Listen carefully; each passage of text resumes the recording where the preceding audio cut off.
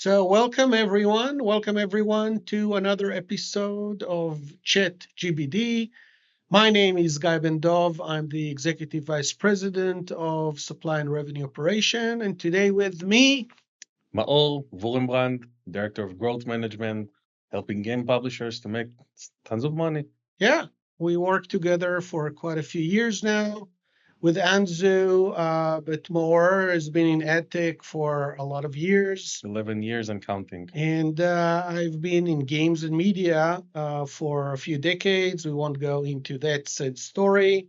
Um, we're excited, as always, to share with everyone knowledge, thoughts, tidbits. If you're interested to know more, if you agree with us, and definitely if you have other opinions, please feel free to write them in whatever platform you're seeing and listening to this. Not while driving, though.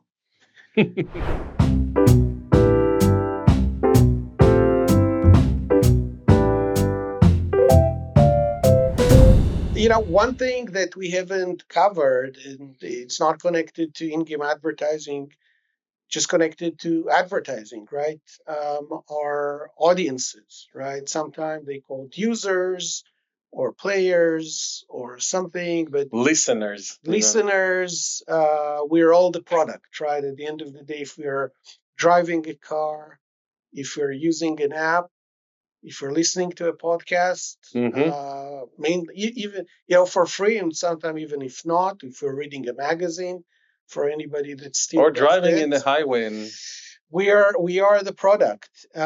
When it comes to audiences, why are audiences important? Why are we talking about audiences when it's actually users or drivers? What does that word means to you?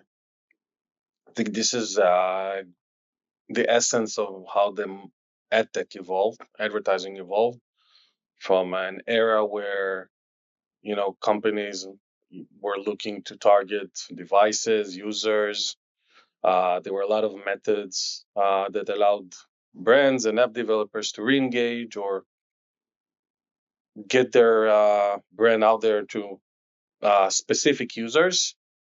Privacy introduced over the years lots of challenges for on the advertiser side. Obviously, for the users, the listeners, it's in the end it's gonna protect them, which is fair. I mean, it makes sense that at some points new methods will protect users. It happened in other industries. The more we know about the players. Correct. Right. And this is where we want to look at audience as a segment. If you compare this to, I just mentioned posting an ad on the highway, you know that X amount of cars, 18 to 54, mostly male as an example, or mostly female, will be in this area. And depending on time. Correct. Location. Correct. And digital advertising allows it to be, as you said, based on time, based on location, versus posting something, on a subway or in a highway where you have something for, I don't know, weeks sometimes. Yeah.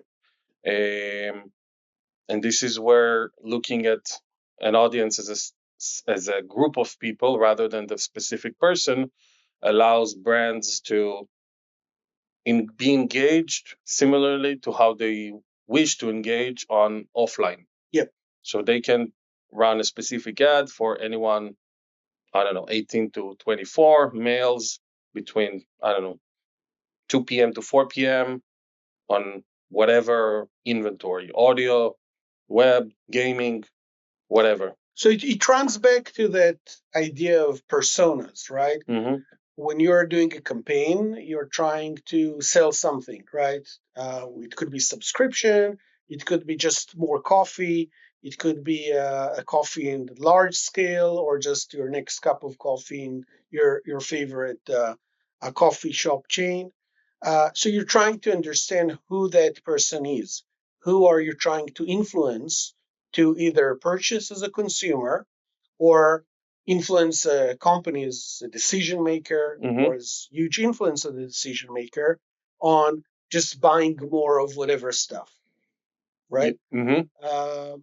in that person, if you group a lot of these people, they become the core audience that the brand wants, right, to influence. And then the question is always, where are they, right? Where are those folks staying? Are they driving the car? Do they do that in the morning or Mm-hmm. noon? If I want to push, something that's more for, moms, maybe I would do an afternoon or around schools and pickup time. If I want to influence in anything around coffee, morning is usually best, or early Morning, noon, afternoon, evening. right? Yeah. For some All of day, us, it's all all day, all day, day. of course, right? Coffee creates a lot of stuff.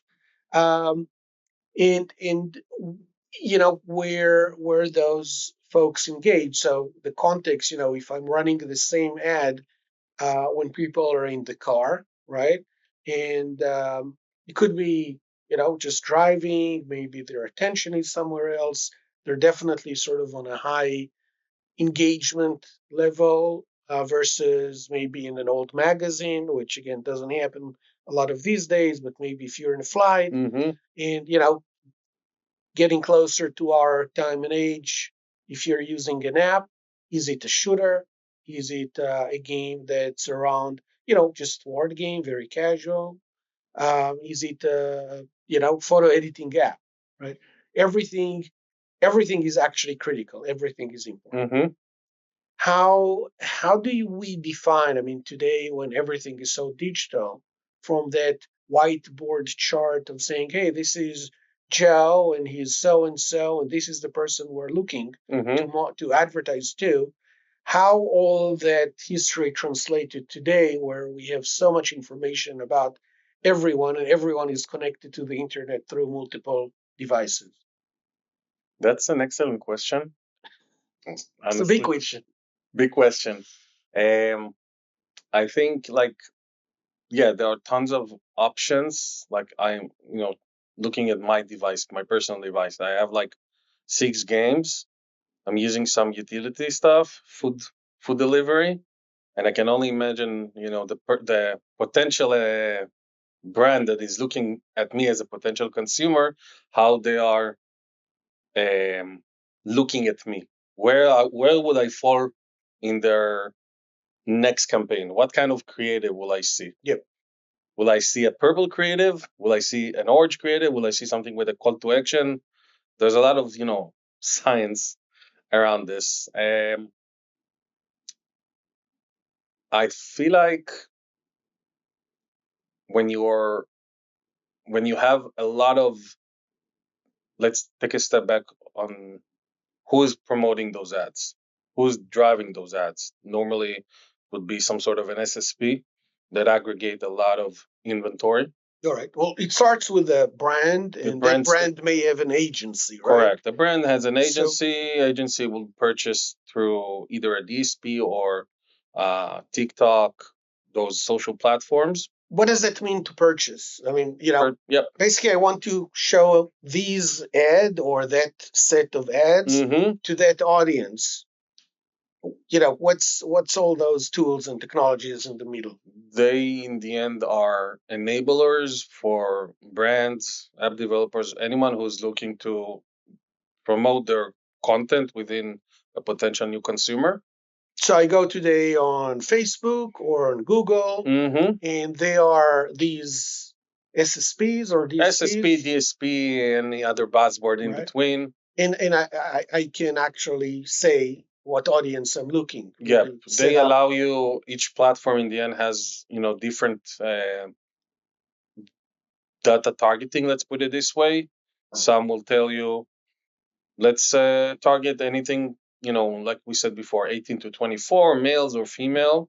Some will tell you, I want something that is contextually relevant for someone who's is engaged with a photo app, for example, Mm. or someone who is engaged with a food delivery app, or someone who purchased, as a consumer, someone who purchased, I don't know, a jacket somewhere. And they are able to aggregate this data, but not on a user level, and start building these audiences. So instead of targeting Guy or Maong, they're targeting everyone who looks like person. We look like in Yeah, the end anyone who looks like Guy and Maong on a scalable way. lookalikes, Lookalikes, yeah. right? In terms of profile, and with that, if I am somebody like Google or Microsoft or somebody that is meeting me across many devices, my phone, maybe my TV, my computer, then there is a sort of a bigger profile that is built to understand if I'm the audience that a brand needs or if I'm likely to be motivated or influenced by a campaign. And the main difference, and the main difference is if we would have this conversation, let's say 8 years ago, the conversation would be the actual, if we're talking about in-app environment, the actual device ID, the actual, Google advertising ID, whatever. And people will make targeting based on that. Those lookalikes were actually device IDs. They know us by the phone that we're Exactly. using. Yeah, they don't know us, That's our tag. Yeah. That's our And practical. now, these days, it's not possible to do that. It's not legal per se to do those device targeting or retargeting. And this is where, like we said, the audience grouping everyone in a bucket, and Yeah. and say this bucket is equal to, and these two can be a lot of things. So more fluff and less personal. On the flip side, obviously, our privacy as consumers, Yep. as decision makers, our privacy is way better than what More it was before. probabilistic Yeah. type of. They know they can target me personally. They can target Statistically, they think they will be able clout. to engage with you. Yeah, Yeah. statistically. Crazy. And going back, a lot of the advertising we can think of is fairly local in terms of city, state, country. Few brands are running the same campaign across the world. I can't actually think of any. Because there's always, the personality, the language, there's always something that you want to adapt on a cultural level, right? Um, you are able to also understand that some brands are willing to spend more than others. And a big part of that, and I see that with any advertising system, is that audiences cost differently, right? A core audience that is targeted by, let's say, a diamond manufacturer in New York will, that brand will need to pay a lot to get to their audience. Versus if I want to sell rice in, I don't know, Central Europe somewhere, cost is very different. Yep. And you may potentially even, as a brand, you might have several campaigns. One will be, let's say it's an international international uh, international brand that have budgets in the US, budget in Western Europe, budgets in, I don't know, Southeast Asia. In, let's say, in the US, they may be able to engage with an influencer, for example, someone who's has crazy audience, lots of people in TikTok or Instagram, and but those people are engaged with them in a specific country.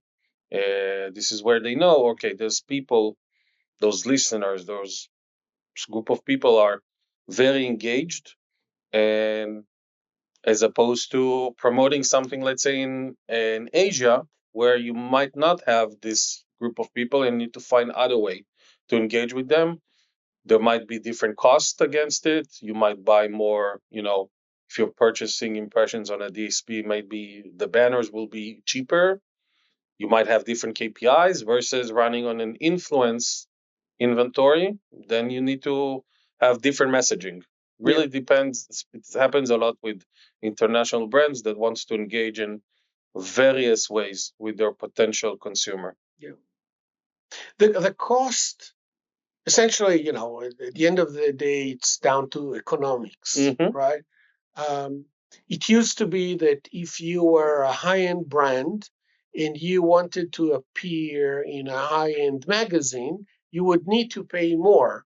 And the reason you would need to pay more is A, because of the pricing for that magazine, but also a magazine had a set number of pages, give or take. And if you wanted in and you needed to make a decision 6 months before at least, Mm-hmm. but if you wanted in, you needed to pay up, and then you'll get the your ad space, Yep. right? Whether it's an inch or a Yeah. page. Um, Today, with the essentially real time bidding that's happening, that same cycle is happening automatically, but it still happens, right? If you're a high end brand looking to target high spenders or big spenders, you would be either required to pay more, what's called floor, right? Mm-hmm.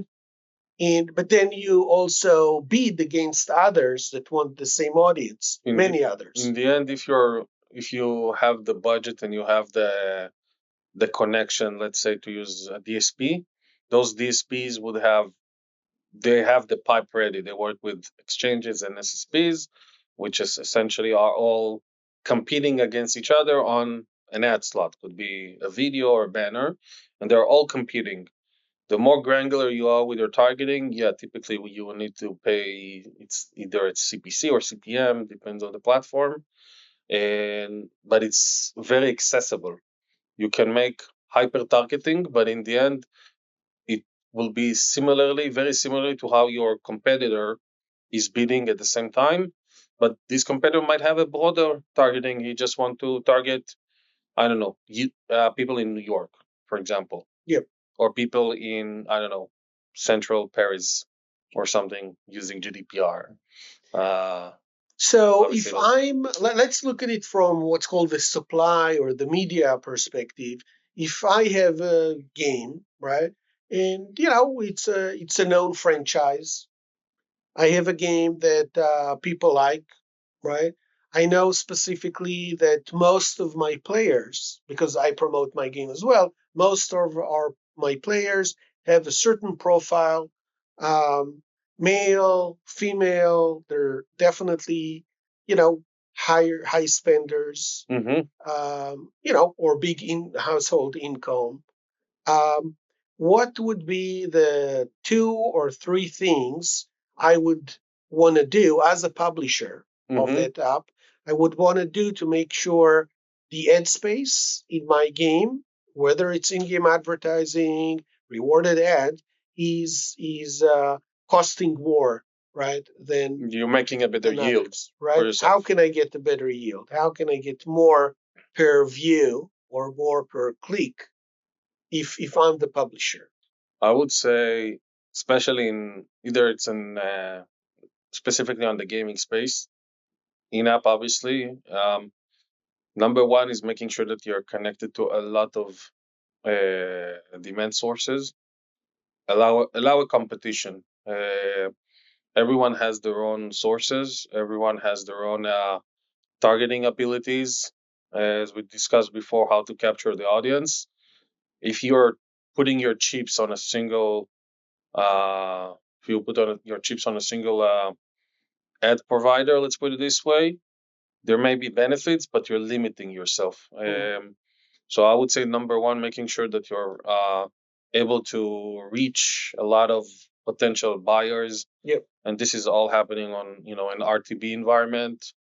You generate a request, and auction is happening, and you're getting typically the highest bidding highest bidding creative campaign. Right.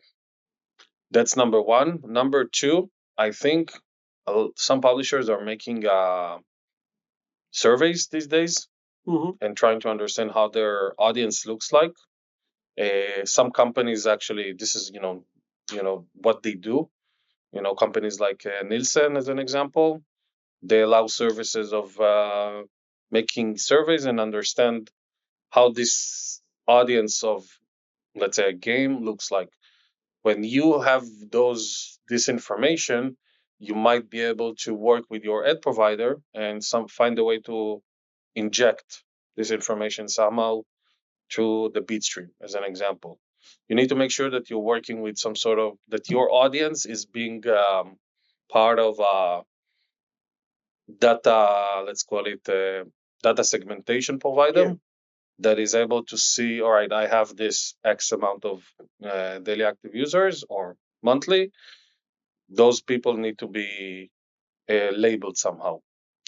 So more buyers bidding on your ad space. Mm-hmm. That would essentially keep a high floor, right? Mm-hmm. There's so many different buyers today that they can't just group up against you, quote unquote, Mm-hmm. and try to work together and buy you your ad cheap, right? Yep. But you're saying something else. There is a way to inject into the edtech stack, Mm-hmm. the larger one, more information about your audience as a publisher, Mm-hmm. more audience about the game, about the app, and that would likely leverage or upgrade the CPMs you'd get, or Yep. And the most, I would say, there's another way, obviously, which is a bit more difficult, but first party data. Like you can get, some publishers are getting, when you're first downloading the game, first thing you will see, first or second thing you will see is what is your age? And there are various ways of how to ask this question. Could be like a range, could be typing the age, you can ask the gender, and then you don't necessarily have to reply, or obviously you cannot, publisher cannot verify this easily, but this is, taking this and adding additional questions, knowing that users might be reluctant, they might don't want to reply to those questions, but first party data is something that a lot of, you know the brands on the other side of the flow would really appreciate. Yeah. The more first party a publisher can inject, the better. Yeah. In a weird way, and I know not everybody would agree with me, but if you're getting a game for free, and definitely if you're not paying for the game or for items inside the game, and it doesn't hurt you personally for whatever reason, sharing more information about yourself Mm-hmm. isn't necessarily hurting you because you would see an ad either way, Yeah. whether it's contextual or behavioral, because they know you or just because you just played a game, right? But that would help a lot. And that would make you a more valuable player for that publisher. On gaming, in particular in the mobile space, the economy is very used to for rewards. It could be a reward by watching an ad, as you said. There are offer walls out there. There are other ways to. Everything becomes a game. It's a game within a game. Yep, and it's very common. Users are expecting, the end players expect to do something. They know that they will need to watch something or make an action, and in return they will get, I don't know, a currency. Some will get you, I don't know, an Amazon credit or stuff like that, or PayPal, I don't know, eBay or something like that. And it's very common. You always get something back. Yes. Cool. Well, we've covered very quickly everything from advertising in magazines in the 1940s, Yes. all the way to the privacy and personalization issues. Next episode, we'll talk about the phone book. Yeah, we'll cover more. I hope you enjoy our short sessions. If you like us, please subscribe in whatever channel you're looking. If you like what you hear or don't like, we value your opinion. Please share them, and I hope to hear you, see you in our next sessions. If you are a game publisher, make sure also to sign up to our self-service offering. Very easy to sign up and start making money with the Anzu very quickly. There you go. Thank you all.